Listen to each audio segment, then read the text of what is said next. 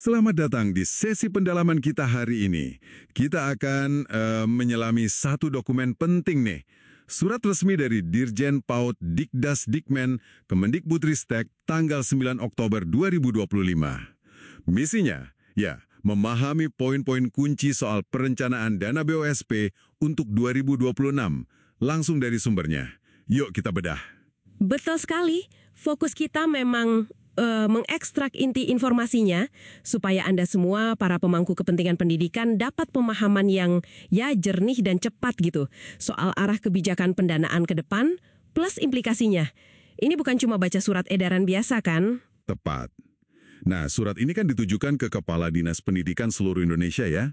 Intinya itu penyampaian rincian sementara ya, alokasi dana BOSP reguler 2026 sama daftar calon penerimanya.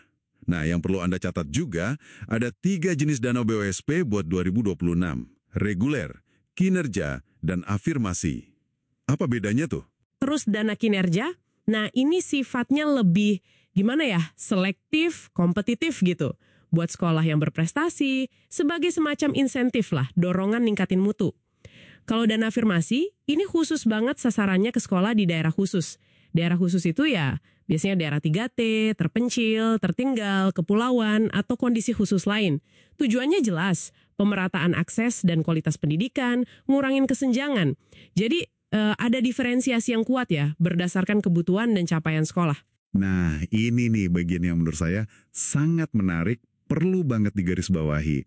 Arah kebijakan 2026 ini menekankan banget optimalisasi dana buat peningkatan mutu pembelajaran dan juga penguatan tata kelola berbasis sekolah. Sekolah jadi benar-benar didorong jadi pusatnya, pusat perencanaan dan penggunaan dana. Prinsipnya tetap fleksibilitas, akuntabilitas, tapi ujung-ujungnya harus fokus ke hasil belajar siswa.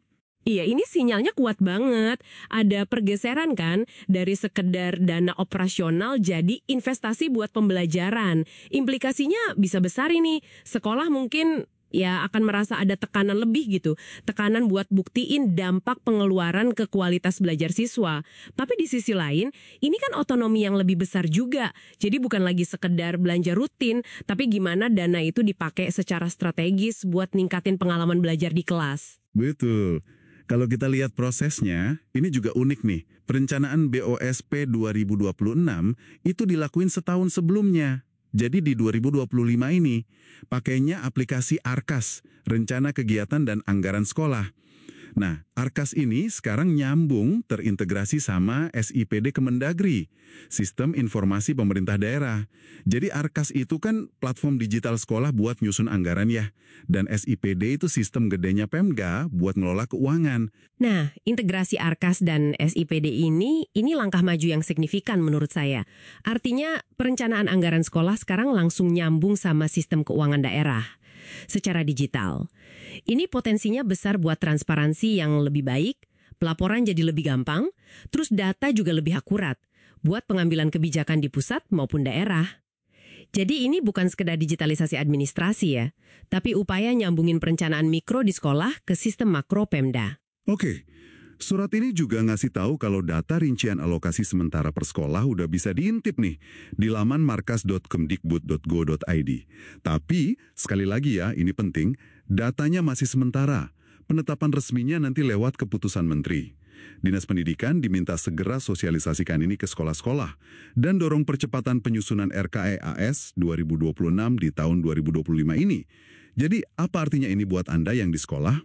Artinya, mesin perencanaan 2026 udah harus dinyalain sekarang. Betul, status sementara ini krusial banget, harus digarisbawahi. Karena penetapan final penerima dan alokasinya nanti cuma buat sekolah yang memenuhi semua syarat, sesuai aturan yang berlaku tentunya.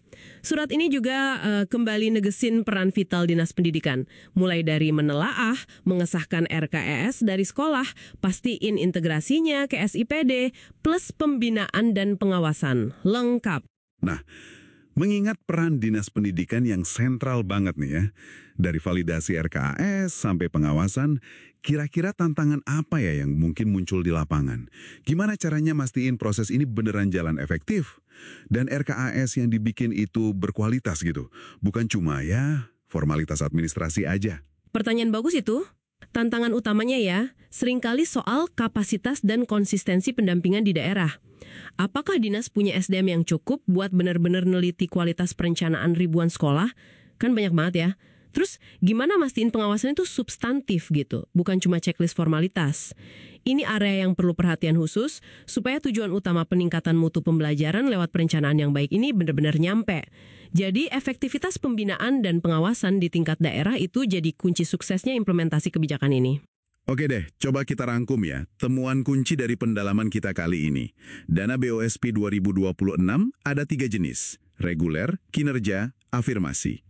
Fokusnya kuat ke peningkatan mutu pembelajaran dan otonomi sekolah. Perencanaannya setahun sebelumnya, T1, lewat ARKAS yang sekarang nyambung ke CPD. Data alokasi sementara udah ada, bisa diintip, tapi belum final ya. Dan Dinas Pendidikan perannya krusial banget. Sosialisasi, validasi RKS, sampai pengawasan. Buat direnungkan. Dengan penekanan yang kuat banget ke perencanaan berbasis sekolah, lewat RKS itu, dan integrasi sistem digital ARKAS SIPD. Gimana sih pergeseran ini bisa secara nyata ngubah cara pengambilan keputusan, penggunaan dana sehari-hari di sekolah? Apakah ini bakal benar-benar dorong inovasi dan fokus ke dampak pembelajaran siswa? Atau justru malah nambah beban administratif baru? Tantangan dan peluang baru apa yang paling signifikan buat sekolah Anda dengan sistem perencanaan yang ya bisa dibilang lebih maju dan terintegrasi ini? Coba direnungkan.